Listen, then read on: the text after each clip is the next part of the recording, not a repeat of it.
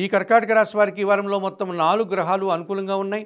మంచి ఫలితాలను, లాభాలను అందుకుంటారు. నూతన అవకాశాలు కూడా చేజిక్కించుకుంటారు. జన్మరాశిలో గురువు సంచరిస్తున్నాడు. జన సంబంధాలు పెరుగుతాయి. విద్యా సంబంధమైనటువంటి విషయాల్లో సానుకూలత ఏర్పడుతుంది. పోటీ ప్రపంచంలో మీదైనటువంటి శైలిలో ముందుకు వెళ్తారు. వృత్తి ఉద్యోగ వ్యాపారాల్లో రాణిస్తారు. సమాజంలో మంచి పేరు ప్రఖ్యాతలు కూడా తెచ్చుకుంటారు. చతుర్థంలో శుక్ర సంచారం వల్ల కుటుంబంలో శుభ కార్యక్రమాల నిర్వహణ, వివాహాది కార్యక్రమాలు ప్రారంభిస్తారు. స్త్రీజన సహకారంతో కలిసి ఇంటా బయట చాలా పనులు పూర్తి చేస్తారు.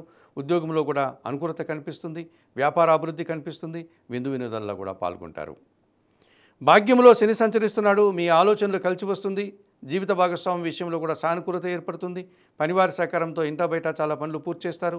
వ్యవసాయ రంగంలో కూడా మంచి లాభాలు అందుకుంటారు. రియల్ ఎస్టేట్ రంగంలో కూడా అనుకూలత కనిపిస్తుంది. జన్మరాశిలో చంద్ర సంచారం వల్ల మీ ఆలోచనలు కొన్ని అనుకూలంగా ఉంటాయి. సంతోషకర వాతావరణం నెలకొంటుంది. మీకు ఇష్టమైనటువంటి కొన్ని కార్యక్రమాలు జరగడం వల్ల ఆనందంగా కాలం గడుపుతారు.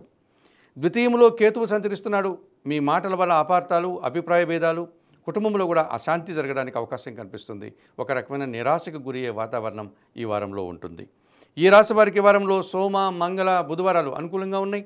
దానాలు ఇచ్చేటువంటి క్రమంలో ఉలవలను బాగా ఉడికించి బెల్లం పొడితో కలిపి గోవులకు ఆహారంగా దానం చేయండి. స్తోత్రపారాయణ విషయంలో ప్రతినిత్యం గణేశాష్టకం చదువుకోండి. ఆలయ సందర్శన కార్యక్రమంలో భాగంగా కర్కాటక రాశి వారు గణపతి స్వామిని సందర్శించి నమస్కరించుకోవడం వల్ల మరింతగా మంచి ఫలితాలను అందుకోగలుగుతారు.